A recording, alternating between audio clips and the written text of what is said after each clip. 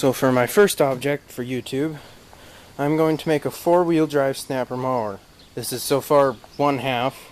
I have other halves around here I have to drag in.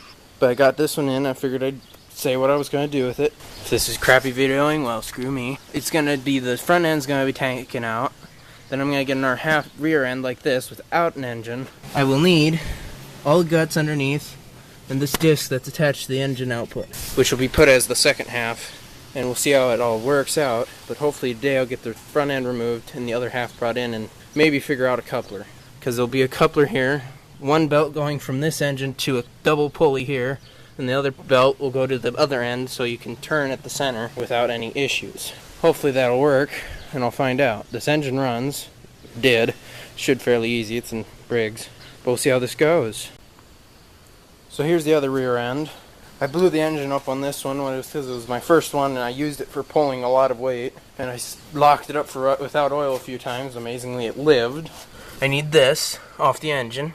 I also need this part of it that unscrews from the plate. You can see the threads there. But I don't need the engine. I need the rear end, but that's it. So I have to remove that. But my first thing I think will be is I'm missing a hub here. I need one of these. Just a small version. That one has both wheels because I used to use that one. I guess I'll either start by finding one of those or removing the front end. One thing that makes this easy is that snappers hop on end due to the bars. This one's the easiest to show you that because it's lighter. Snappers come with two little bars so you can stand up the entire mower, even with the deck, on end, and they'll stay and not wobble. So it makes it a lot easier to work with. I have to remove this collar, and I don't think this one has the second one, but some had the second one back here. But I have to remove that, and then the front end should slide right out. They made them rock there, and I'm wondering if I should do the same with the four-wheeler. Like have it split. Because I'm either connecting it through that, or through a tongue mounted right here. On these two bolts. We'll find out. So I'm going to take this off because this is a single wire one, so it'll be nicer as a kill switch for the entire thing. Now something before I continue I forgot to mention when I was saying what I was going to do with this. I want to keep it as snapper as possible. So I'm keeping the same rear ends, same rubber disc drives. I'm also going to probably use part of this tube as the connector between the two. I might, I'm not sure yet. Find out. I want it to be a snapper four-wheel drive, not a four-wheel drive made from snapper parts. Compared to some mowers you can split in half, these are way easier, but by no means easy. It's quite a heavy process. Well, not process, it's just you have to pick that up with your own body normally. Otherwise you can lay it down flat and pull it out sideways, but normally my best option is turn on end, loosen it, spread it, and pull it out. And when I'm loosening and spreading, this holds the whole mower together. Right here. One little coupler. All this does is holds it right here from sliding in and out of the two mounting holes on the mower. So I'm either going to cut a chunk off of this from here to here as a coupler between the two, or I'm going to use a tab on this with holes in it, even though this one's shorter I now notice, to keep those two mounted together. So I've been thinking I'm going to cut one of these pedals off because it'll work good as a clutch pedal like it was. This one had a clutch and brake. This would have been clutch, this is brake. I'm probably going to use either or because they're the same pedal, just different sides. I'll pop both off. They're just a simple spring clamp. And I'll pop them off and keep them. Front end will sit somewhere in case I need it in the future. I do want to note, this one's a lot newer than that one. This one had the side tank, and this one had the back mounted tank on the seat. As you can see right here, it would have mounted there. Unlike this one's, which is just the spring. So yeah, this one's older than that one, but I don't think it'll affect what I'm doing. One of the things I've noticed so far that I probably won't be able to keep with the snapper design is their nice handlebars. Because I'm trying to find something that will be either reduced in some way by leverage or by sprockets that'll make it so it's about 2 revolutions per the full axle turn. But I'm not sure how that'll go. I might just use this with leverage so it'll turn about like that, but it'll turn the thing just a smidge. But we'll find out. As of now, to figure out things, I'm going to have to either find tires for this one or remove the tires off that one so I can keep them level and connect them with a piece of this and then figure out the rest from there. Otherwise, the one's about 4 inches higher, and they don't align, so it makes it a little difficult to figure things out. So, I've got 3 new tires, well, not new, but 3 tires to replace on this one, because the one's thin, one's wide, and I want the other 2 wide and this one wide. Because wide will look better on a 4-wheel than a 3, which I do have skinnies, but they won't look as good in my opinion. So, I got those. I got another hub for him, since he was missing one. And these 2 are 4 bolts. These 2 are 3 bolts. So I've got 2 4 bolts and then 1 3 bolt. So I got the tires on. I'm going to leave that one that way because it's the same height. It's just not the same width. So until I'm getting done, I'm not going to change that one out. Now they're high enough, I'm going to be ending up taking that engine off for easy.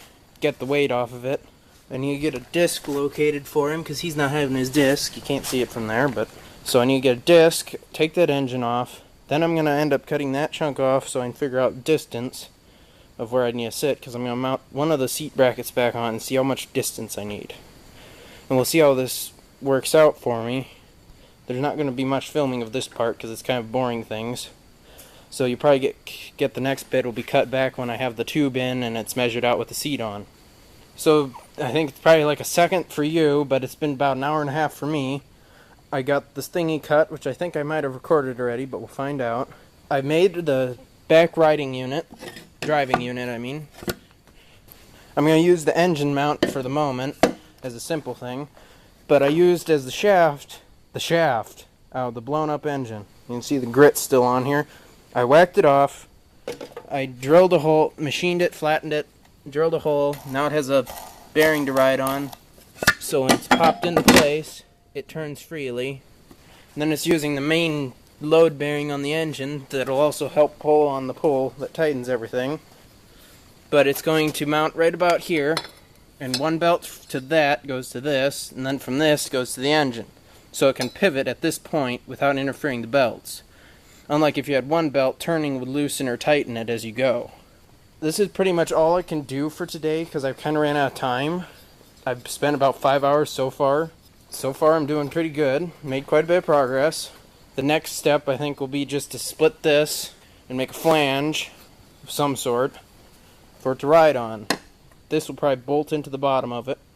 I have to weld these together so they ride as one.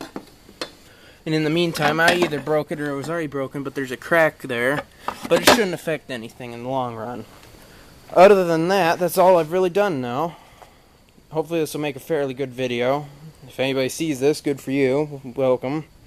It's the first video I'm doing properly. Welcome. Please subscribe and like the video, I guess. It's something you do. I'm going to call this thing a 1984 because that's what this engine is. 84 right there. That's the date. The year. I don't remember the numbers here, but they're month, row, and blah, blah, blah, blah. But I can't remember. So I'm going to be using this 8 horsepower, which is what it came with. I'm probably going to clean it up a bit. I'll paint this in the end probably, but for the meantime I'm not going to paint anything. I'm probably just going to clean it with some gas, get the grease off, and get it working, and then possibly paint it depending how I like it.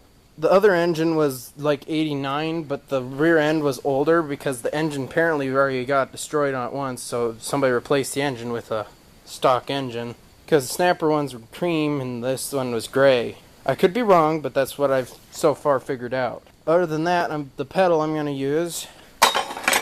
The way I'm going to have to do that is what I'm going to have to do is weld another flange onto here. One will go up here. One will go on the bottom one, so when you press, the one pulls and the other one pulls, instead of one getting pushed and the other one pulling, if you understand. Because it go right about here, you press down, it pulled that one and disengage it, but it wouldn't pull this one and disengage it. So I'd need a lever down there to pull this one, in which case disengaging both drives at the same time. That's another goal, but that might not get done in the next video either. That might be the third video if there's a third video.